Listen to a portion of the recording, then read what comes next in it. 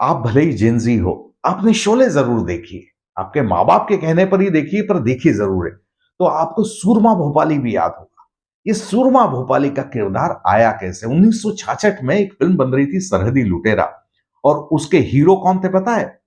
हमारे सल्लू मियाँ के सलमान खान के पिताजी सलीम खान साहब और डायलॉग लिख रहे थे जावेद अख्तर और उसके डायरेक्टर थे सागर साहब।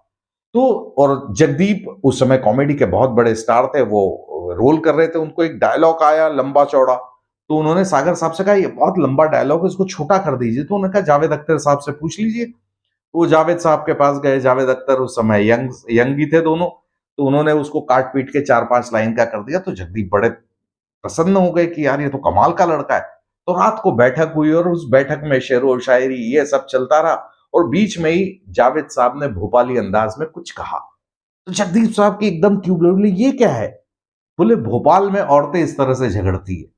तो वो उन्होंने कैच कर लिया और तकरीबन 18-20 साल बाद जब शोले बनने वाली थी, तब जगदीप साहब ने कहा कि अब इस रोल के लिए मैं उस लहजे का इस्तेमाल करूंगा और हम सबके सामने आया सूरमा भोपाली।